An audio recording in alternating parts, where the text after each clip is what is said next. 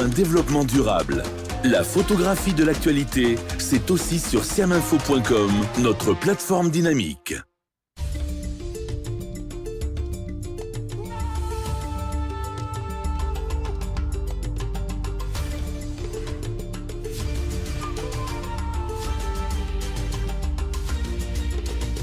Kavi TV, la télé du développement. Direct, événement. Débat, décryptage. Édition spéciale, talk show, magazine, documentaire, actualité, fiction. Avec notre équipe de professionnels et à travers notre antenne dynamique, réécrivons ensemble la plus belle histoire du développement. L'information est le meilleur carburant.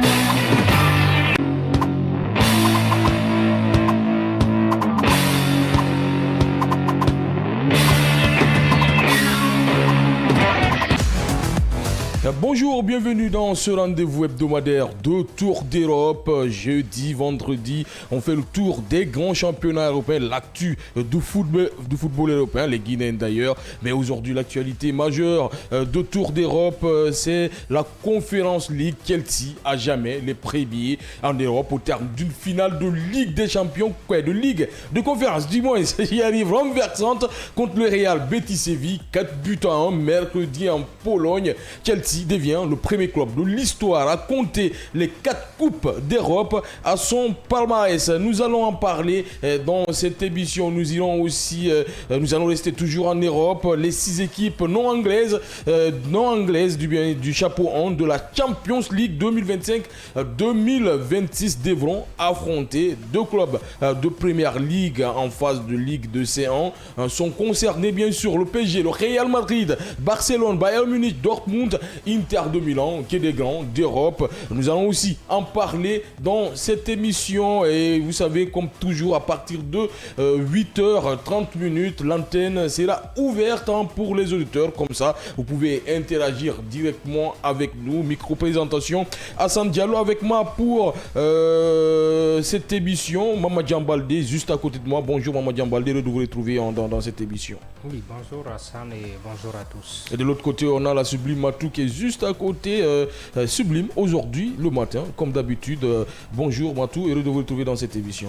Bonjour, je vais dire Hassan, et bonjour à tout le monde. Alors, on va commencer par la Conference League, comme annoncé dans les sommaires. C'est sans grande surprise que la finale de la Ligue Conférence a offert un bien meilleur spectacle que le dénouement 100% anglais de la Ligue Europa en Tottenham et Manchester United sur le score d'un but à 0.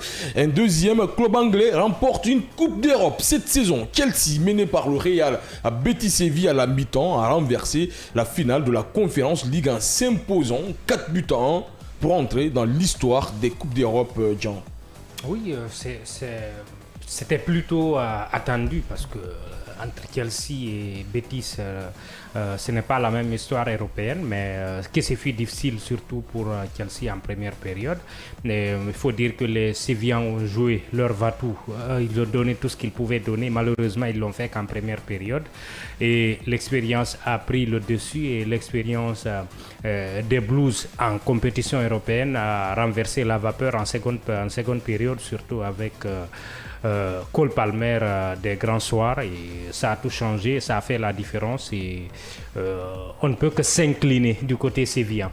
Mais quelle est l'équipe de Chelsea au début de la saison qu'on n'attendait pas à ce niveau-là, qui réussit à tout de même soulever une coupe européenne? Non, c'était vraiment attendu parce qu'il fallait vraiment cette victoire. Déjà, dès la première période du match, on a vu une très large différence entre les deux équipes. Et on voyait Chelsea qui voulait forcément, qui partait à la recherche de cette victoire parce qu'on sait que la saison quand même n'a pas été rose. Donc il fallait terminer quand même en bon terme et puis aussi se qualifier pour, je vais dire, champion de la Champions League en fait l'année prochaine parce que c'était vraiment nécessaire et tout. Donc je me dis en fait c'était vraiment mérité. Il a mérité en fait la victoire. Et il mérite la victoire. Chelsea qui a été énorme dans ce match, c'est-à-dire qui a marqué 4 buts. C'est tout de même phénoménal pour une finale européenne, Jean. Oui, c'est beaucoup. Pour ceux qui ont suivi seulement la première période, ils peuvent se dire comment Chelsea est arrivé à marquer 4 buts dans cette rencontre. Et ils ont fait une deuxième période exceptionnelle. Et il faut dire que Chelsea a joué cette saison, en tout cas dans cette compétition, pour la remporter. Ils ont tout fait pour remporter cette compétition parce que c'était un peu l'ogre de la compétition. C'était la grande équipe, tout le monde avait peur d'eux et ils savaient ça. Et ils se sont donné les moyens d'aller au bout. Aurait été deux équipes, j'allais se dire, c'est une nouvelle compétition qui n'est pas à la hauteur non seulement de la Ligue Europa, encore moins de la Ligue des Champions, mais ils se sont donné les moyens. Déjà, ils ont constitué deux équipes, l'une pour cette compétition et l'autre pour le championnat. Et au bout, ils ont réussi à faire le grand coup, à remporter cette compétition. Ça n'a pas été totalement difficile pour eux, je dirais. Pour moi, ils n'ont pas eu de véritables adversaires dans cette compétition. Mais encore une fois, des compétitions, il faut les gagner. Parfois, on n'a pas toujours les vrais concurrents, mais c'est quand on n'a pas les vrais concurrents qu'il faut savoir les sublimer, et c'est ce qu'ils ont fait hier et tout au long de cette saison dans cette compétition. Alors vous dites que Chelsea est plus grand que la Conference League. Oui, c'est absolument. Chelsea, il y a 3 ans, ils étaient champions d'Europe. Ils étaient vainqueurs de la Champions League. Ça donne une idée du niveau de Chelsea. Ils ont pris aussi la Ligue Europa. Et depuis, sur les 15 dernières années, c'est une grosse équipe de la Champions League, une très grosse équipe de la Premier League. Et cette Ligue Conférence est un peu la troisième sœur de la Ligue des Champions après la Ligue Europa. Donc, ce n'est pas le même niveau. Mais aurait été d'autres équipes, ils allaient se dire on laisse passer, ce n'est pas une compétition, on se concentre sur le championnat. Mais ils ont respecté le football, ils ont respecté la compétition et aujourd'hui, ils sont couronnés et c'est ce qu'il faut saluer. Oui. Vous êtes d'accord avec Jean? Oui, je suis entièrement d'accord avec lui parce que je me dis au début en fait du match, on a vu un Chelsea avec un ouf de soulagement parce que s'attendait pas du tout. Certes, parfois on a tendance en fait à minimiser un peu, je vais dire la Ligue de Conférence. Certes, c'est pas un championnat en tant que tel, mais il fallait le faire comme on l'a dit. Ça fait presque 3 ans comme ça que je vais dire Chelsea est presque au top. Ils sont leaders en fait de l'Europe et cette fois-ci les voir en fait ne pas terminer ou continuer l'aventure cette saison, c'est un peu décevant pour les fans déjà de Chelsea et aussi du football parce qu'on se dit c'est une grande équipe quand même, un club avec des magnifiques joueurs avec une telle expérience, mais il fallait vraiment terminer bien. Peut-être on va en venir tout à l'heure. Voilà, donc je me dis c'était vraiment nécessaire pour l'entraîneur, pour les joueurs d'avoir quand même cette victoire. Chelsea, avant ce match-là, comptait 6 trophées majeurs continentaux, on peut le dire comme ça, avec 2 Ligues des Champions, 2012-2021, 2 coupes des coupes, 71, 98 et 2 Ligues Europa 2013-2019. Le Bleu remporte donc la Conference League et deviennent le premier club de l'histoire à s'offrir cette quadruple couronne. C'est tout de même joli tout ça. C'est un record dont ils peuvent se réjouir. Comme je l'ai dit à l'entame, d'autres clubs se seraient dit on oublie cette compétition, elle n'est pas à notre niveau, on laisse passer, on se concentre sur le championnat. Mais c'est à mettre à leur crédit le fait d'avoir tout fait pour aller au bout de cette compétition et de l'avoir remportée. C'est ce qu'ils ont fait aussi lorsqu'ils n'ont pas pu aller continuer en Champions League après avoir été reversés en Ligue Europa. Ils ont tout fait pour aller au bout et remporter la compétition. C'est ce qu'on appelle respecter le football. Il ne faut pas laisser les matchs privilégier certains matchs au profit d'autres. Donc, il faut saluer cela et c'est un record dont ils peuvent se bomber le torse. Pas grand monde peuvent se dire on a remporté toutes les compétitions européennes, même si c'est 1 ou 2 fois. Et donc, il faut saluer cela. Mais tous les grands clubs aussi ne jouent pas la Conference League, la Ligue Europa. Oui, non, en fait, ce n'est pas. C'est déjà les grands clubs n'aiment pas jouer ces compétitions. Pas trop, n'aiment pas jouer ces compétitions. Mais quand vous êtes qualifié ou vous n'avez pas pu aller dans l'arène des compétitions en Champions League et vous êtes reversé dans l'autre compétition, respecter le football, respecter la compétition serait de tout donner pour aller au bout et non de se dire non, ce n'est pas si important, on passe à autre chose. Une compétition pour Manchester United, même si Souaibou va la tête. Après, on le dit comme ça. Mais quand même, Batou, c'est un sacré palmarès pour un club qui n'a été champion d'Angleterre que 6 fois dans l'histoire. 4 coupes continentaux comme ça, c'est quand même un sacré palmarès. Oui, forcément, ça renforce en fait le palmarès parce que quand on prend en fait historiquement en fait tout ce qui est Chelsea et tout, leur évolution, l'expérience et les trophées raflés, donc je me dis que c'est en fait c'est quelque chose qui m'a pas étonné parce que je dis en fait que c'est une équipe en fait qui a l'habitude en fait d'avoir ces genres de d'être là à ce niveau et tout. Donc être à la Ligue de Conférence, certes, il a parlé tout à l'heure du respect du football. C'est très important parfois de ne pas minimiser des compétitions et tout, parce qu'à leur niveau, ils pouvaient dire mais non, c'est pas du tout possible. Mais moi, je me dis, un club, une équipe comme Chelsea, ils savent déjà en fait c'est quoi les enjeux de mal terminer une saison. Ils savent déjà c'est quoi les conséquences et tout. Donc pour se reprendre très rapidement, il se dit quelles que soient les compétitions maintenant, il faut montrer notre performance. Voilà, comme je l'ai dit, on va revenir tout à l'heure dans le débat et on va détailler en quoi que c'était vraiment important pour Chelsea d'avoir cette victoire. Ouais, mais c'est super important pour Chelsea justement d'avoir cette victoire cette saison. Oui, pas champion d'Angleterre, pas Community Shield, pas Coupe d'Angleterre. C'est un trophée. C'était tout de même important pour ils n'ont pas fait une saison vierge, donc c'est important de gagner. C'est une compétition européenne malgré tout ce qu'on va dire. Ce n'est pas la Ligue Europa, ce n'est pas la Champions League, mais c'est une compétition européenne et elle vaut quelque chose. S'il n'avait pas été directement qualifié en Champions League par le championnat, il l'aurait été à travers cette victoire. Donc c'est quelque chose à prendre en compte et à mettre à leur crédit. Écoutez, c'est un club dont on a vraiment critiqué la gestion, surtout l'année dernière, avec des recrutements à tout va, des joueurs, ils ont un effectif de plus de 60 joueurs. Vous ne disiez pas un recrutement intelligent et tout. Il y a trop de joueurs pour peu de place.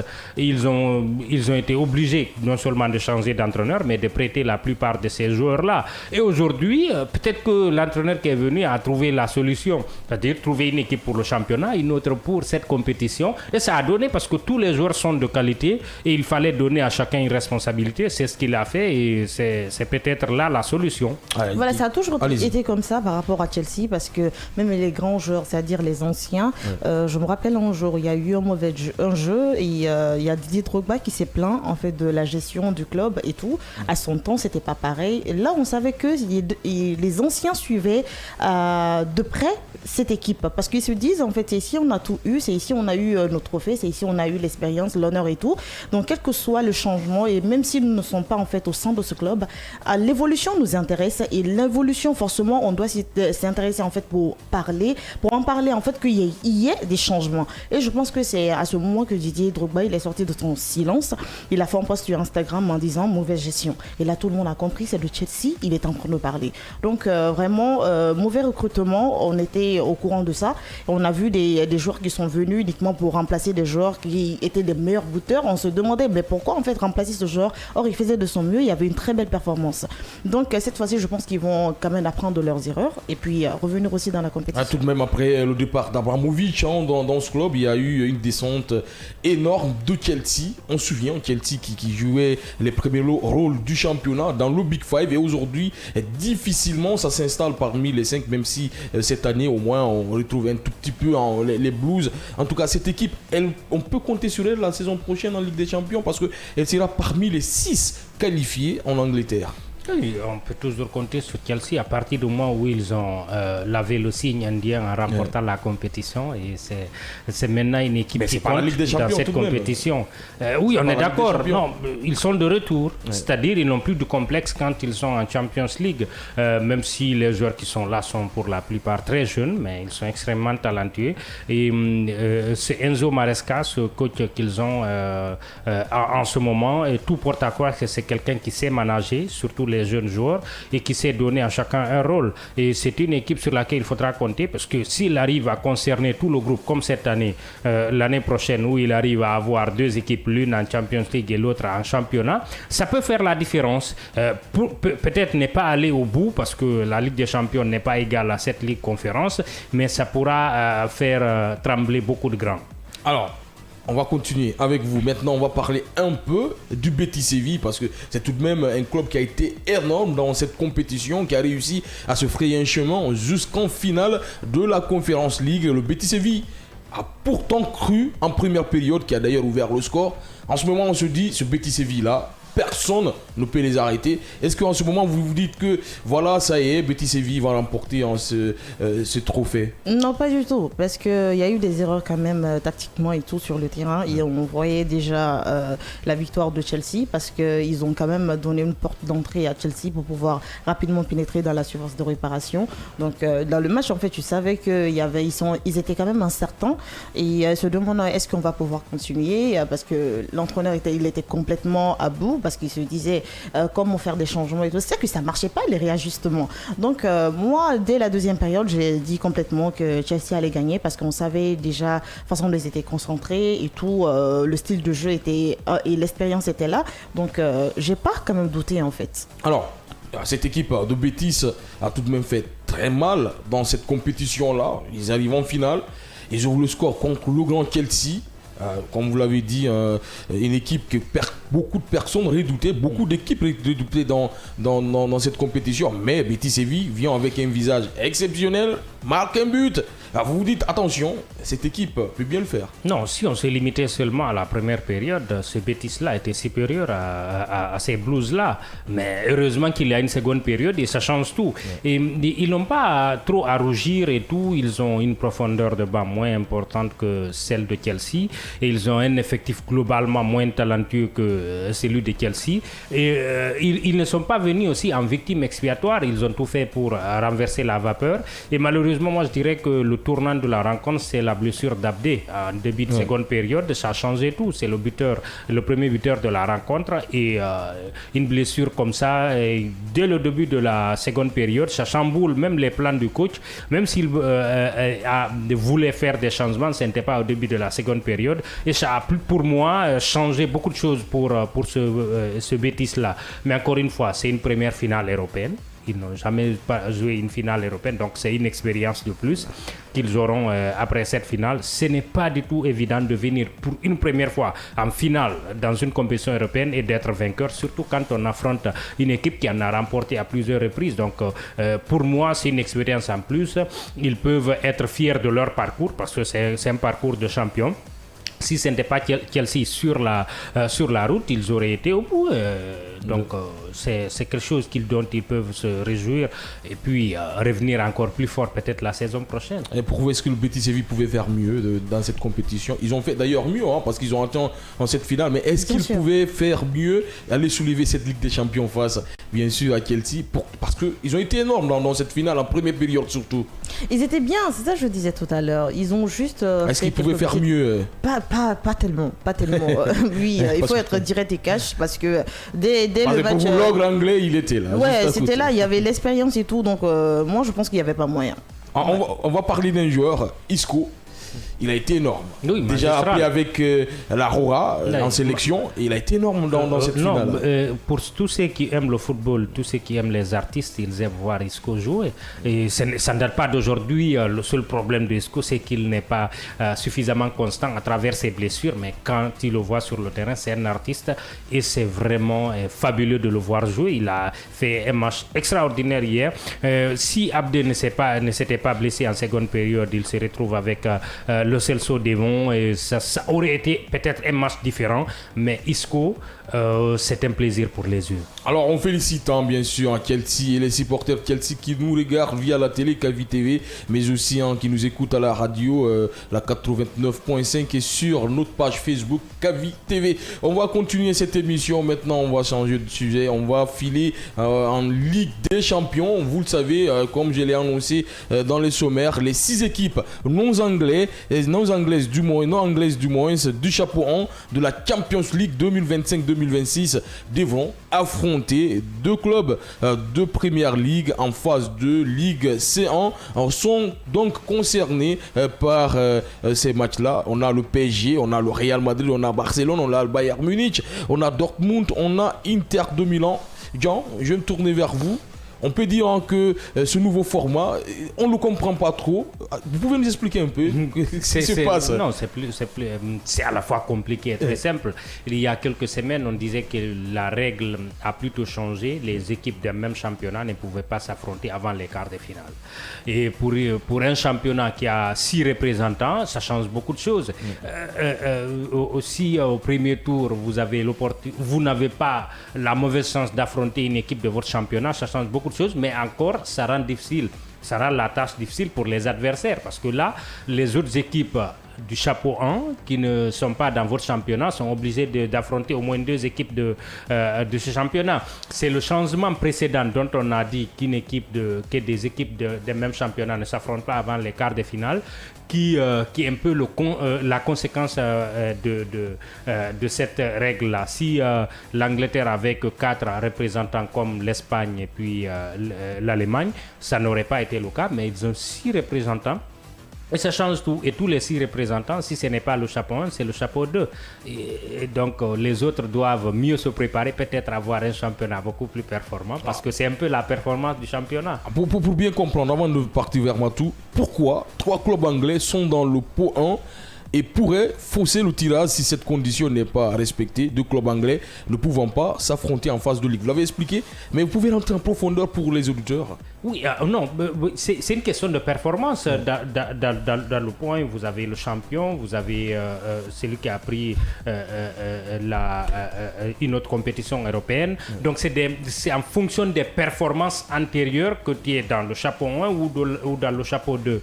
Et maintenant, on comprend que depuis l'année dernière, et le format de la Ligue des Champions, c'est que l'équipe du chapeau 1, quand tu es dans le chapeau 1, tu affrontes 2 équipes du chapeau 1, 2 équipes du chapeau 2, 2 équipes du chapeau 3 et 2 équipes du chapeau 4. Et naturellement, il y a 3 du chapeau 1 qui sont de l'Angleterre, il y en a les 3 autres du chapeau 2. Et ça fait toute la différence, parce que les 3 de chaque poule, de chaque pot plutôt, ne peuvent pas s'affronter. Et ça change tout pour les équipes des autres championnats, notamment le Barça, le Real, le Bayern, etc., qui seront obligés d'affronter 2 équipes du championnat anglais dans le chapeau 1 et dans le chapeau 2. Alors, la question qui va suivre, Matou, être dans le chapeau 1 et ne pas être un club anglais, pour les Anglais, serait donc un désavantage pour le tirage, parce que après il faut jouer contre un grand d'Europe, soit le PSG, soit le Real Madrid, soit Barcelone, Bayern Munich, Dortmund, Inter. Quand on est peut-être Tottenham, Newcastle ou Arsenal, ça peut être compliqué. Oui, c'est peut-être compliqué quand même. En fait, c'est complexe parce que moi je me demande. C'est pas difficile. Ouais, moi je Chelsea préférera toujours affronter un club de notre championnat qu'affronter Arsenal normal, tous les jours parce qu'ils se connaissent. C'est normal. Moi parce que quand j'ai vu en fait l'information, je me demandais mais attends, qu'est-ce qui a changé dans le format? Mais le format quand même reste intact parce que c'est composé en fait de 4 tours. Donc après on revient sur les chapeaux. Les chapeaux, je me suis dit mais attends, cette fois-ci c'est un peu complexe parce que pourquoi les clubs ils avaient l'habitude en fait de s'affronter entre eux, souvent la même nationalité et tout, mais cette fois-ci avec d'autres chapeaux d'une nationalité différente. Voilà, tu peux voir tout à l'heure Arsenal par exemple affronter dans un seul match d'autres chapeaux, je vais dire des équipes d'autres chapeaux, et à chaque fois en fait que tu te demandes mais attends, ça devient encore plus complexe et avec plus de matchs. Parce que ça peut aussi apporter en fait de la fatigue. Je ne vais pas dire que cette saison ça a été un peu facile, mais je vais dire l'année 2025-2026 ça va être un peu compliqué. Certes, en fait il y aura les performances, parce qu'il a parlé tout à l'heure des performances.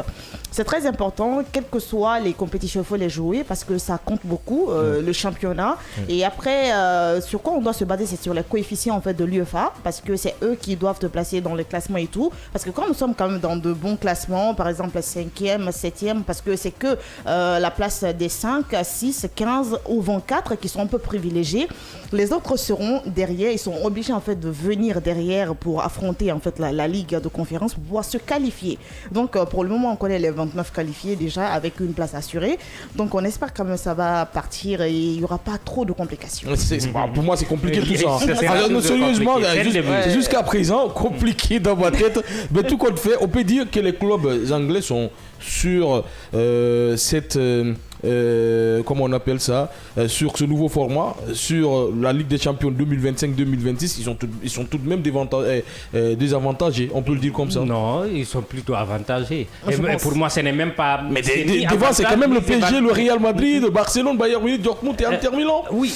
C'est quand même des gros. Non, en fait, on est d'accord que le Barça, le Real et tout ce qui s'ensuit, c'est très difficile.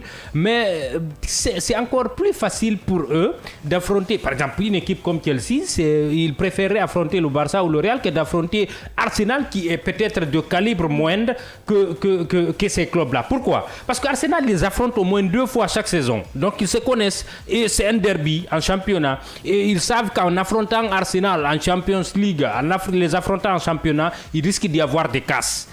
Mais si c'est en Champions League avec une autre équipe, c'est une autre nouvelle expérience et ça renfloue mieux les caisses et tout. Donc pour moi, c'est peut-être un avantage pour eux et tout. On avait dit, lorsque la règle de... il y a 2 semaines, l'UEFA a sorti ces 3 changements-là, notamment l'un qui concernait que les équipes d'un même championnat ne s'affrontaient plus avant les quarts de finale. On avait tous salué cela.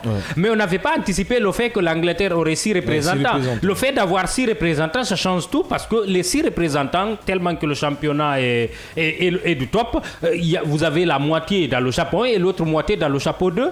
Et ces 6 équipes-là ne s'affronteront pas. Et elles ne s'affronteront pas avant les quarts de finale. Et les autres équipes doivent se préparer en conséquence pour les affronter parce qu'ils ne vont pas jouer ils vont pas rester au vert en attendant que les autres se qualifient. Les débats ne sont pas finis autour de ce nouveau format. Je pense en fait que ça devient un peu croustillant de rencontrer en fait d'autres équipes d'une autre nationalité parce qu'à chaque fois, il a dit tout à l'heure, ça devient en fait un peu de la routine et tout parce qu'on voit les mêmes choses, les mêmes styles de jeu et tout. Mais quand on voit en Chelsea, Brest pouvait te dire ça. Brest aurait préféré un autre adversaire que Paris. Voilà, moi je vois Chelsea tout à l'heure rencontrer Barcelone. Maintenant, je laisse tout complètement. Je m'assois, je regarde le match parce que je me dis il y aura forcément du spectacle, il y aura des performances et tout. Donc je pense que cette fois-ci, la règle en fait n'était pas quand même venue comme ça. Ça a été disputé avec les membres organisateurs et tout, et surtout pourquoi pas les entraîneurs. Voilà, donc on a vu des équipes qui sont venues juste à cause des coefficients, des performances. C'est le cas de Newcastle, et puis à part que Tottenham quand même a été chanceux et puis est sorti vainqueur. Voilà.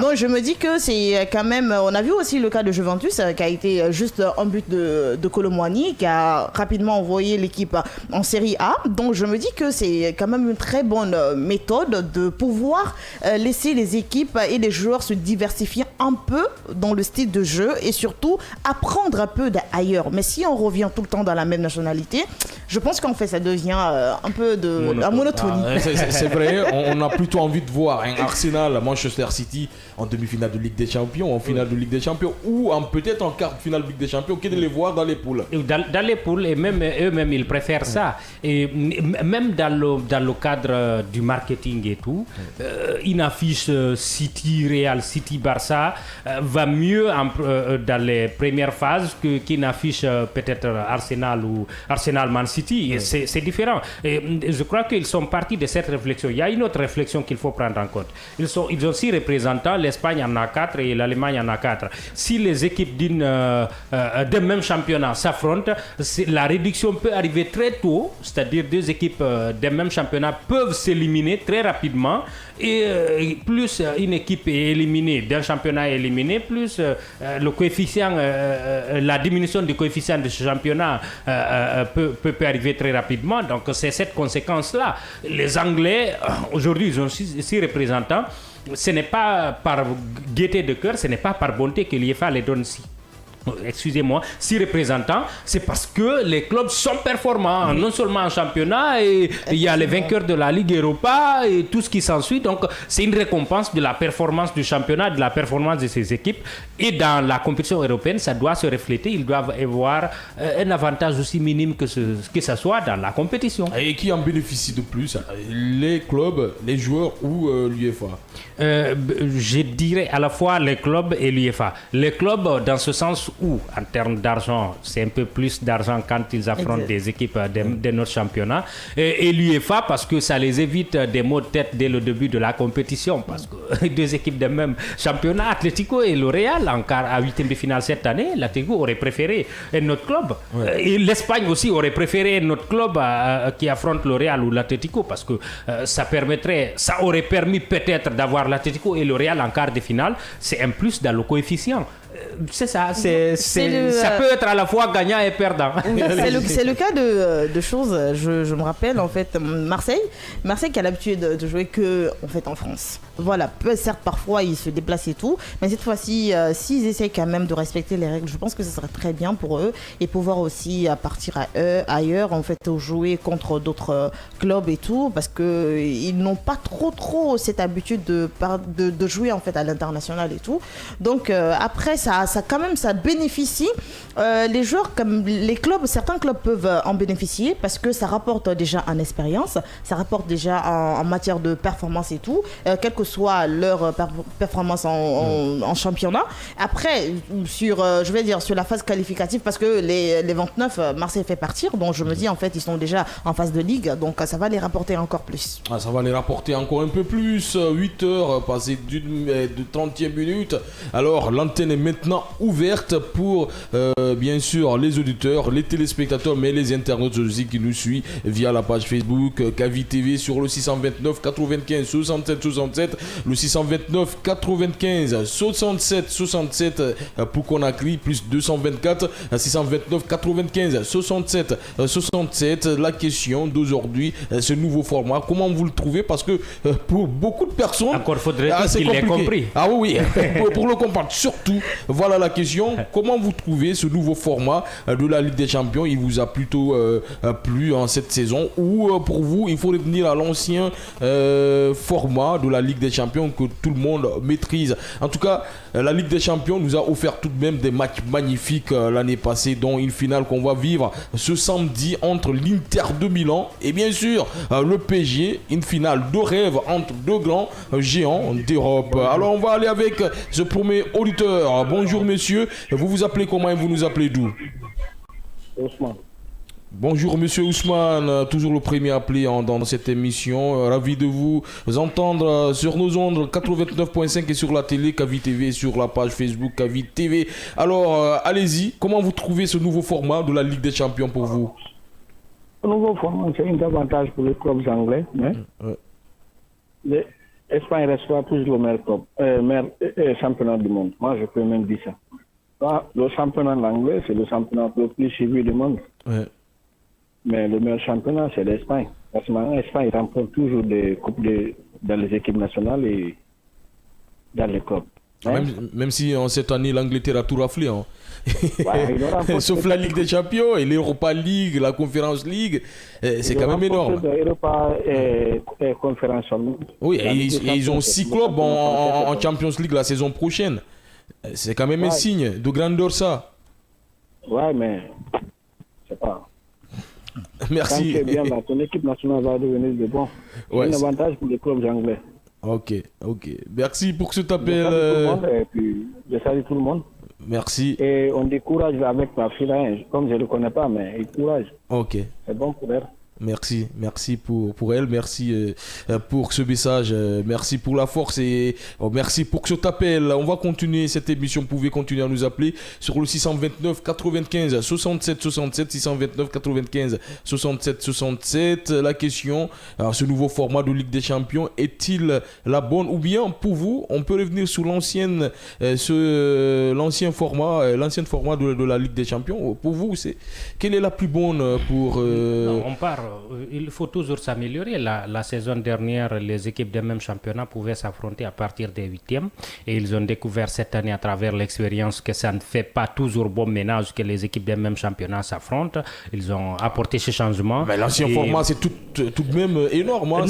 C'est déjà implanté dans la tête de tout le monde. L'ancien format, et on se dit... Non, le début est toujours difficile dans toutes choses. Moi, au début, j'étais un vrai critique de cette compétition, mais au vu de cette saison, j'ai découvert qu'il y a un avantage à ça. Il y a un côté aléatoire dans ce nouveau format. C'est-à-dire que tu affrontes toutes les équipes des 4 chapeaux. Ça, il n'y en avait pas avant. Avant, quand tu voyais une poule, tu savais déjà ceux qui sont qualifiés. Mais là, avec ce format-là, il y a un côté aléatoire que moi j'apprécie énormément. Même s'il y a des plaintes partout. Parce que les joueurs se disent, on a beaucoup de matchs à jouer. Oui. C'est compliqué.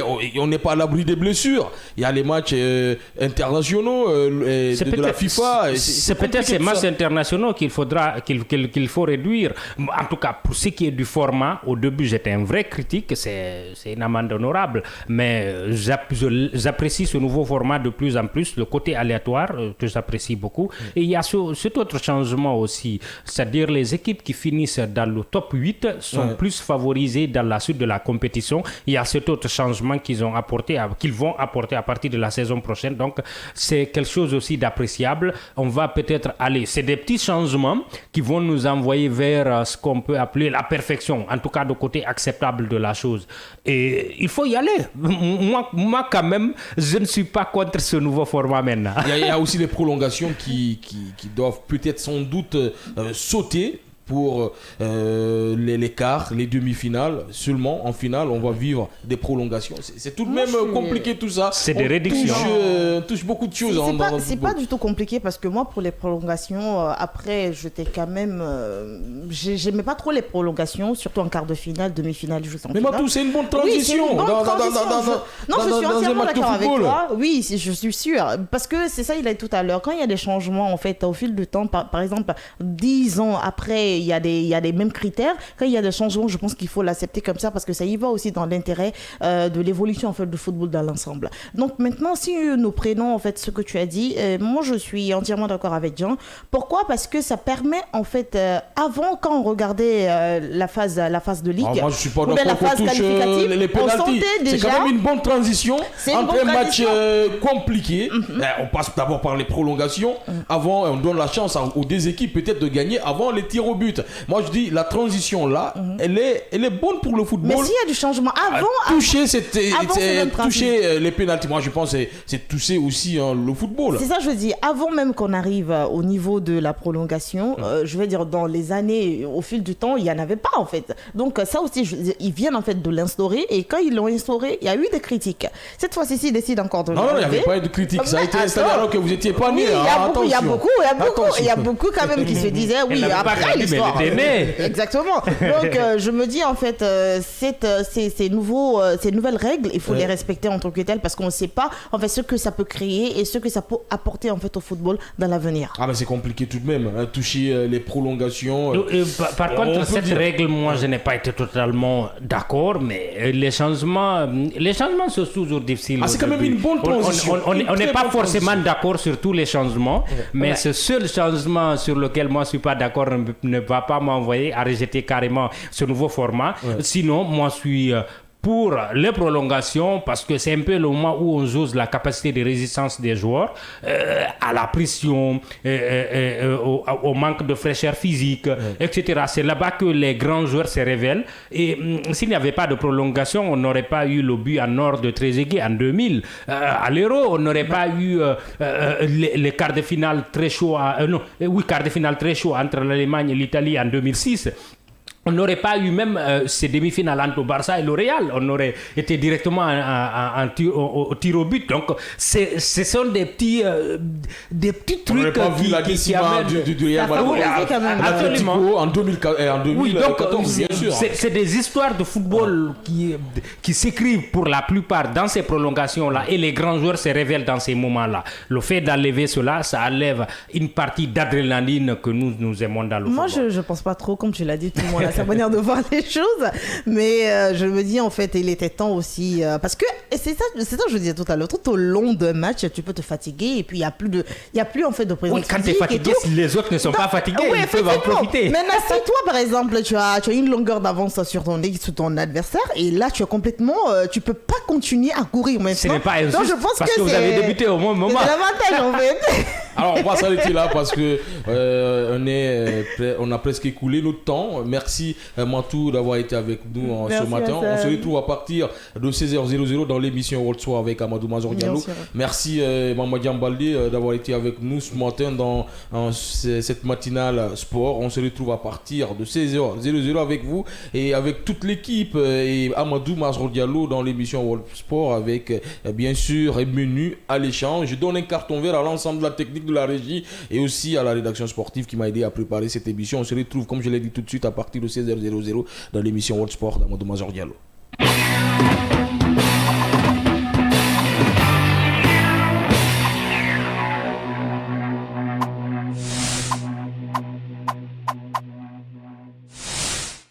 L'information est le meilleur carburant pour faire fonctionner les machines pour un développement durable.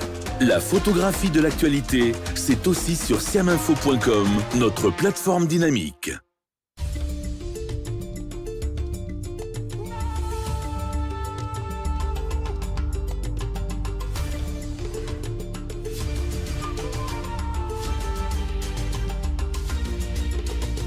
Cavi TV, la télé du